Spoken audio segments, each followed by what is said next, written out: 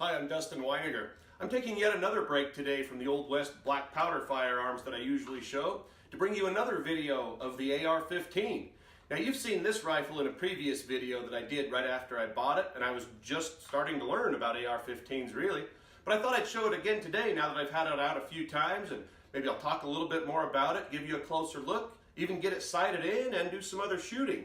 Now, a little history on the AR-15. It was originally invented by Eugene Stoner for the Armalite Corporation back in the mid-1950s.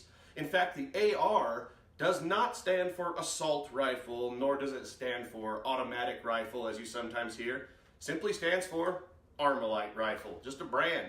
And the 15 in the name, this is the 15th design that they patented, so AR-15. Now, I have another video that talks a little bit more about the history I did a while back called the AK-47 versus AR-15, but today we'll just focus on the AR-15. Even though it was invented by Eugene Stoner for Armalite, it's now available from many different manufacturers. This particular one is the Smith & Wesson M&P Sport 15-2. Why don't we start having a closer look? Well, first of all, let's make sure it's not loaded. This is an empty magazine, and the firing chamber is clear, if you can see that on camera. Now, as I mentioned, this is the M&P 15 Sport 2, and I'll show you a couple of differences between the first M&P 15 Sport and the Sport 2. This one does have the dust cover like the original AR-15s and the forward assist. The original M&P 15 Sport did not have either of those things. Now, this is a very basic, I would say low-end AR-15, although I've been happy with it so far. Starting up here at the muzzle, just to give you a close look, it's got a pretty basic flash hider. It's got a 16-inch barrel, and this one, you can read that on camera, it is chambered for the 5.56 millimeter NATO round, and it will shoot that or the 223 Remington, which is actually what I've been shooting. It's got the typical, I believe that's called the A2 front sight.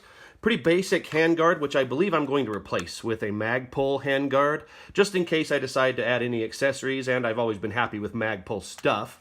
This is the direct impingement gas system. You can see the gas tube in there. It does not have the piston like some of the newer ones do, almost like an AK-47. This is the old style, the direct impingement. Coming back here, it does have a nice rail for adding an optic, which I plan to do. I've not decided yet which optic, but I'm definitely open to suggestions on that. And it has a flip-up rear sight by Magpul, which I like, and I think I'm going to leave that there, even with my optic, just as a backup. I've been looking at some optics at the store, and I found that I can still use this through the optic if the optic were to have a battery go out or something, if it's electronic.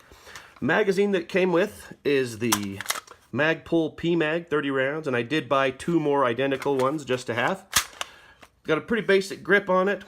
The stock, it is collapsible, but it's a fairly inexpensive one, but it fits me and it works well. I don't know that I'll ever change that. It does have a sling mount on the stock and another one up here in front of the handguard for a 2-point sling. Originally, I had imagined getting a 1-point sling for this, but the way it's already set up, it wouldn't cost much to get a 2-point sling, and I am open to trying that, so I think I'll just see how that goes. The operation of the gun, pretty simple. Load the magazine, 30 rounds, and when that is inserted, the charging handle here is pulled to the rear all the way, and this will not close on its own because the magazine is empty, so I'll push it back.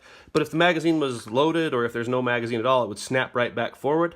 Not a lot unlike racking the slide on a semi-automatic pistol, really. Now, I'll have to manually close the bolt now, since it was an empty magazine, using the bolt catch. Now, I mentioned in my other video on this gun that I did not like the location of the bolt catch or bolt release, but I had a viewer point out to me that it's there so that when you are inserting a magazine, your left hand can just continue up and it's right there for your thumb or even just the palm of your hand. So I've been thinking about that as I shoot, and I've been practicing it that way, and I have to say, I get it now. I do like it there. I don't know that I'll add that, I believe they call it a bad lever to make it ambidextrous. I think this works just fine. Here we have the Selector. It's on safe right now. It's just a quick flip to fire. There is no third option here for automatic fire because this is just the AR-15, which is only semi-automatic. It is not a M16 that can go full auto. Well, what do you say we get out and actually do some shooting? Now, in my previous AR-15 video, you saw me use this rifle to take on the carbonated bandits of the high fructose gang So we know that it's sighted in well enough from the factory to hit a 2-liter bottle of orange soda, but haven't fired it at a paper target yet. So let's head out to the shooting range at the Lee K Center and get it sighted in. I'll just fire 5 shots on camera, but 10 in total, and we'll see how the target looks.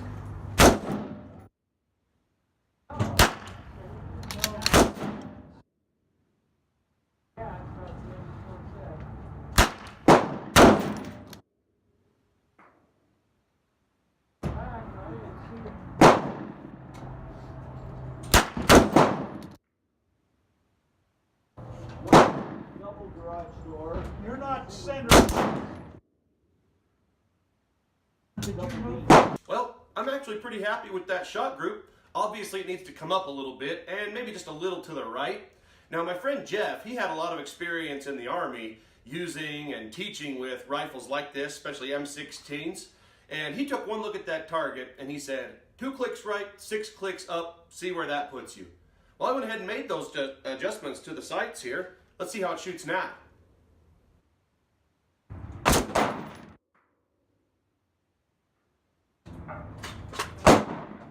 Yeah.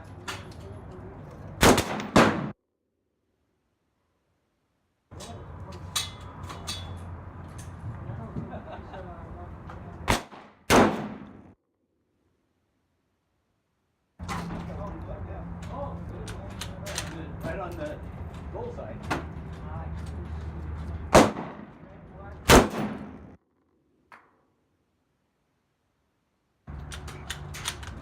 Pretty good for as bad as you were thinking.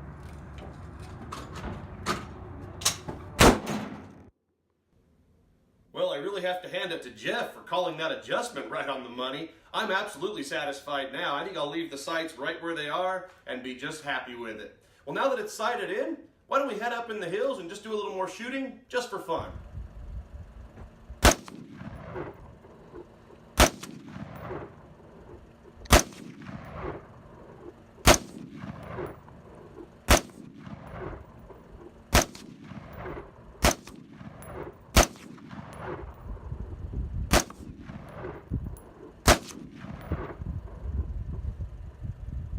Well, as always, I hope you enjoyed this video and found it helpful. I do have to share something funny with you. When I was out there at the range sighting in the rifle, I had one of the range safety officers walk up to me and he said, "Sir."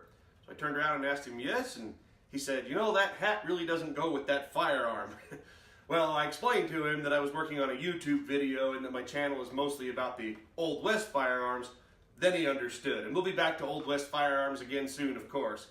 Well, don't forget to click the like button and subscribe to the channel so you can see my other videos.